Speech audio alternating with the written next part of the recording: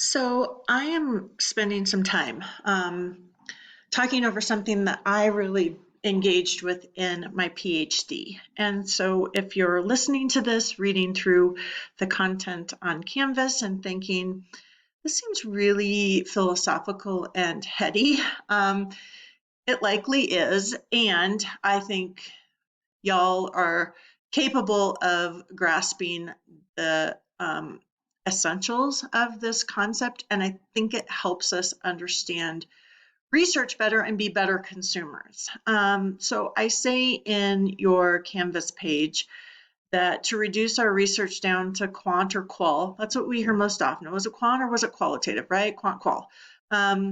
It's not necessarily untrue. That's kind of the big overarching umbrellas, but it is incomplete, I believe. And so when we think of a gold standard for research as a quantitative method of a randomized treatment control design, and other studies are compared to that standards, it does require some disruption to our thinking, and it has us have to think a bit about what are our aims for research. And so when we limit it, I think, to quant and qual, we miss the rich tapestry, the richness of what's really more of a continuum of paradigms.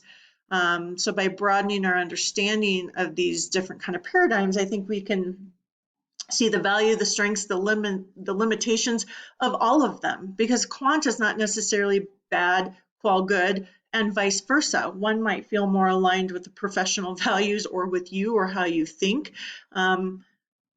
But there's other ways to kind of think about this. So I'm going to go through this a bit. So you can see along the top here that we have positivism, post-positivism.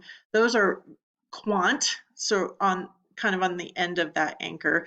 You've got critical, you've got constructivism, and you've got participatory. So we talked a little bit about participatory in the other video around community-based participatory.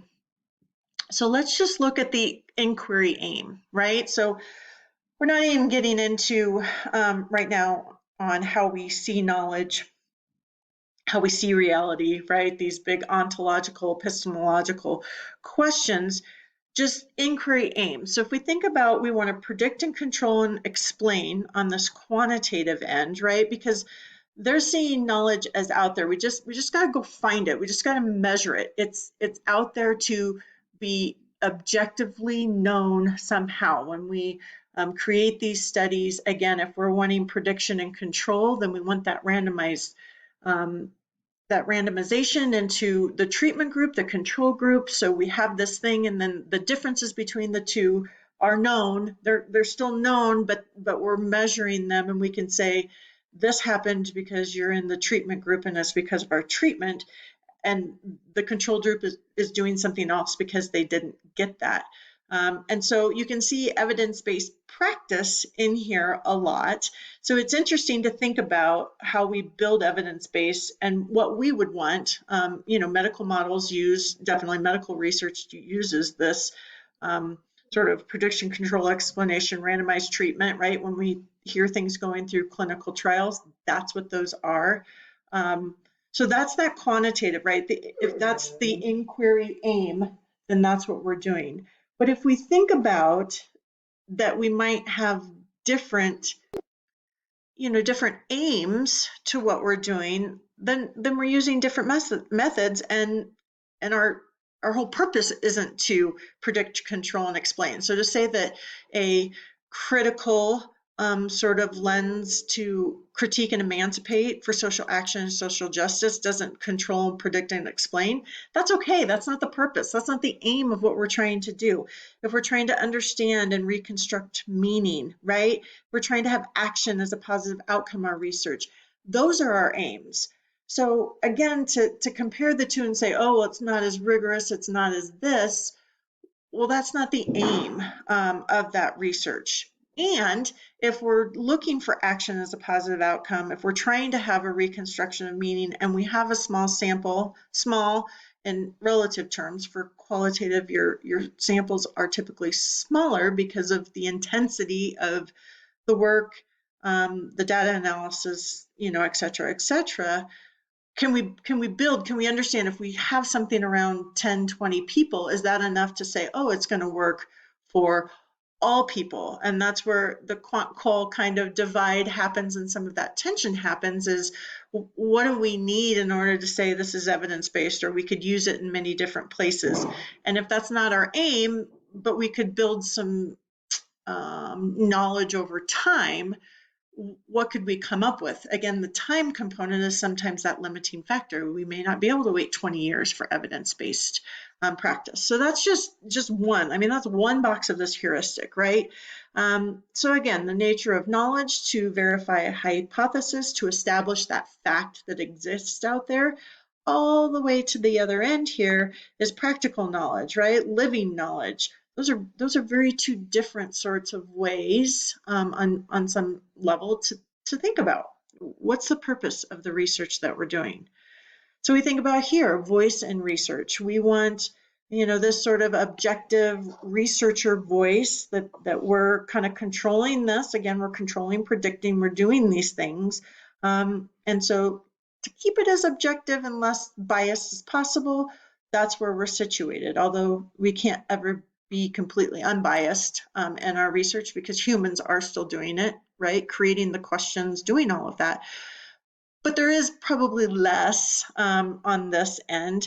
To here, we really want mixed voices, or we want the participants sometimes to have a bigger voice, right? And we think along the continuum.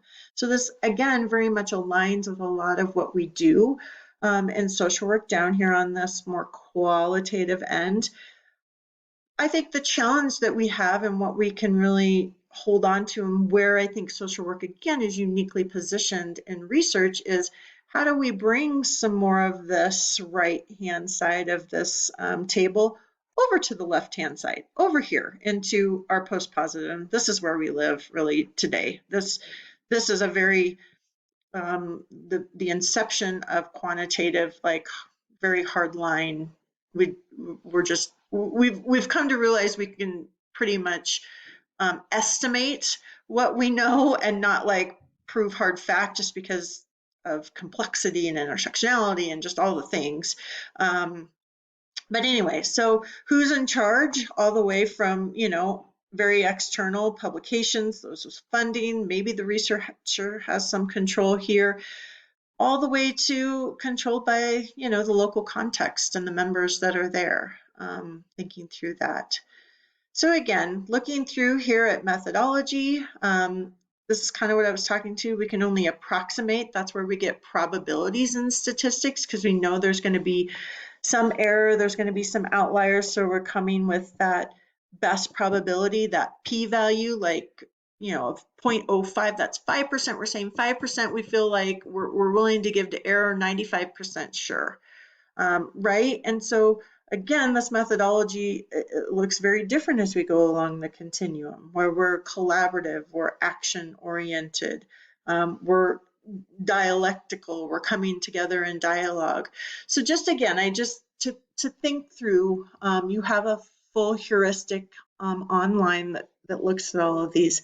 Not good, bad, not right, wrong, a continuum for different aims, for different purposes, with different, outcomes and consequences related to that. So just thinking through that, and just thinking about maybe what sparks you, in here. So if we think about phenomenological research, which is a qualitative, right, we're trying to uncover that underlying meaning of a phenomenon. I would probably put it somewhere here, constructivist, in sort of the continuum of looking at this, as if you're kind of situating that. Searching for the essence of individual lived experience, and again, kind of that dense description. So I've been doing this with my Be Well elective to understand how students are experiencing that content, and to get different voices into the well-being